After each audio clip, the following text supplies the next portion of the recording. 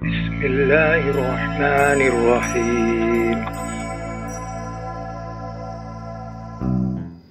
Ada satu hadis yang sudah viral yang menjelaskan bahwa bulan Ramadan itu awalnya rahmat, pertengahannya ampunan, ujungnya itqun minan nar atau terbebas dari api neraka.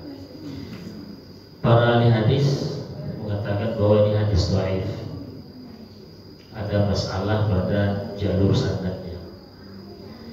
Tapi meskipun hadis ini hadis dhaif, selagi dia tidak sampai pada tingkatan maudhu atau hadis palsu, masih bisa dipakai. Yang dipakai adalah motivasinya. Karena dalam kajian ilmu hadis yang ditolak mentah-mentah itu hadis maudhu, hadis palsu. Itu memang tidak boleh sama sekali dipakai, harus dicampakkan. Karena hadis palsu. Hadis palsu itu artinya hadis yang dipastikan itu bukan dari Nabi, bukan ucapan Nabi, bukan perbuatan Nabi dan seterusnya. Tapi kalau hadis dhaif, walaupun hadis palsu itu masuk dalam kategori dhaif juga, tapi hadis dhaif yang selain maudhu itu masih bisa dipakai. Salah satu yang bisa dipakai adalah motivasi yang dikandung dalam hadis itu. Jadi dalam hadis itu dibaginya Ramadan, awal Ramadan rahmat, pertengahannya ampunan, yang ketiga selamat dari api neraka. Nah, jadi yang diambil itu semangat motivasinya, itu bisa diambil. Dan para ulama kita banyak yang juga mengambil hadis dhaif seperti itu dalam bab at-targhib wa tarhib, motivasi. Ada satu amalan yang amalan ini sudah subut, sudah paling keabsahannya dan legalitasnya. Lalu ada hadis-hadis dhaif yang berkenaan dengan amalan itu. Maka hadis-hadis dhaif ini, kata para ulama kita, tetap boleh dipakai, dipegang, tapi dari aspek motivasi. Hadis itu dipakai untuk memancing semangat kita untuk melakukan amalan itu. Yang amalan itu sudah sah, sudah legal berdasarkan hadis-hadis atau dalil-dalil yang valid. Nah, hadis-hadis yang sahih yang dhaif ini jangan dibuang. Boleh dipakai, tapi hanya untuk memotivasi kita melakukan ibadah atau amal yang sudah jelas keabsahannya. Jadi bulan Ramadan itu sudah jelas ada fadilah-fadilahnya, ada keutamaan-keutamaannya. Hadis-hadis yang berkenaan dengan keutamaan Ramadan itu spiritnya atau semangatnya untuk memotivasi kita untuk mengisi bulan Ramadan ini dengan beribadah. Nah, salah satu hadis yang dhaif adalah hadis yang tadi. Bulan Ramadan awalnya rahmat, pertengahannya ampunan, kemudian ujungnya selamat dari api neraka.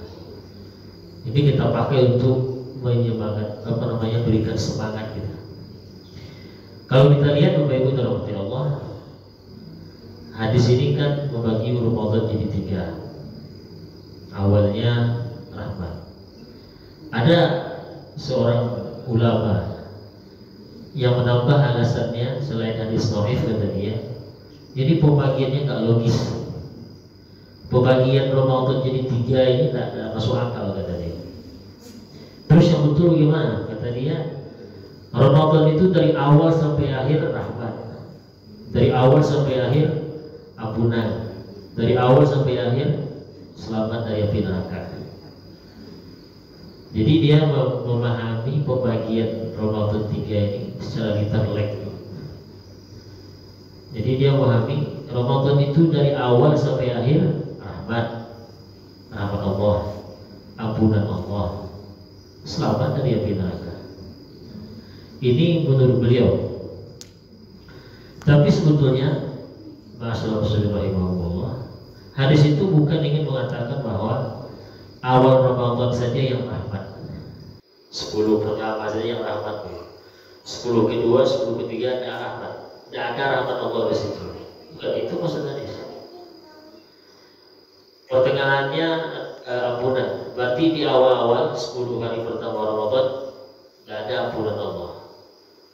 Kemudian 10 terakhir itu selamat dari api neraka. Berarti 10 pertama, 10 kedua tidak selamat dari api neraka. Bukan itu sebetulnya maksud hadis.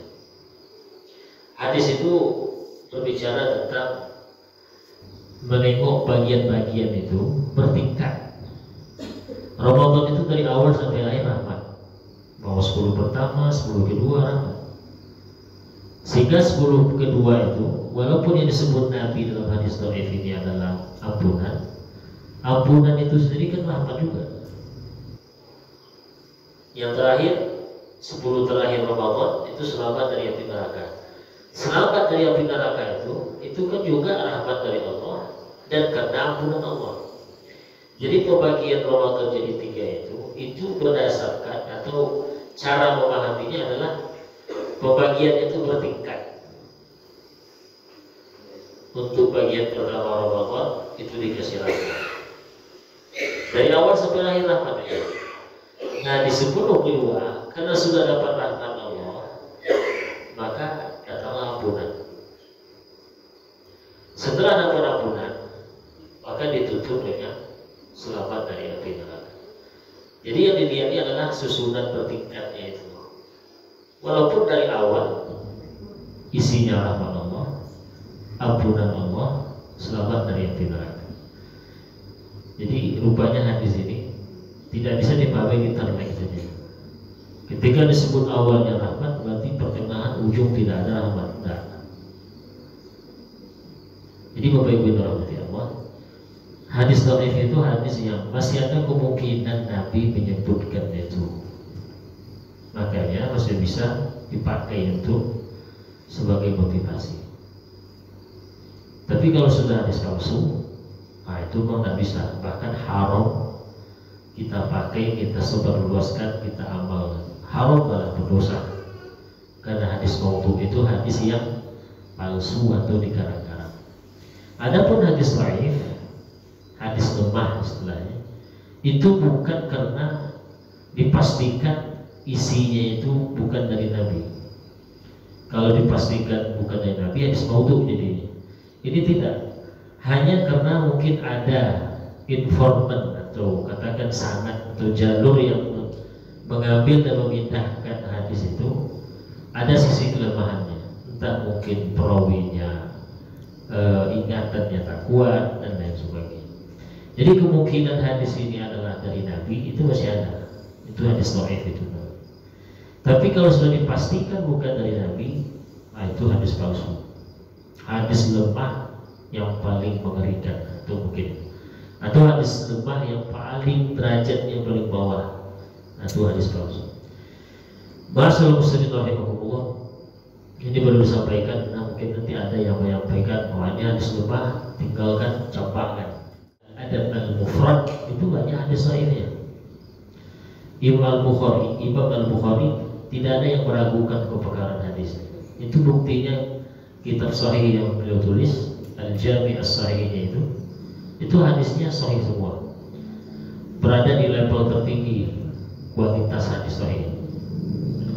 Tapi ketika beliau punya buku yang lain, buku hadis yang lain, namanya Al-Adabul Mufrad, itu setelah dikaji lagi oleh para ulama setelah dia, bahkan ulama sekarang, itu banyak hadis dhaif. Pertanyaannya, kok bisa berbeda dengan kitab hadisnya yang sahih yang paling tinggi itu derajat? Apakah beliau di sini ilmunya hilang? Di sini ilmunya ada, dipakainya. Pas tulis kitab yang satu ini, ada pakainya ilmu hadisnya, karena mungkin mustahil dulu. Karena beliau berhadapan sama-sama dengan hadis Nabi. Di sini hadis Nabi, di sini hadis Nabi. Tapi kenapa kualitas hadis ini paling sahih? Yang di sini ada hadis dhaif. Nah, di situ persoalannya bahwa tidak selamanya hadis dhaif yang bukan palsu itu diponis harus dibuang, tidak boleh diambil sedikit pun, dan seterusnya. Jadi hadis yang tadi Bapak Ibu Allah, ambil motivasinya,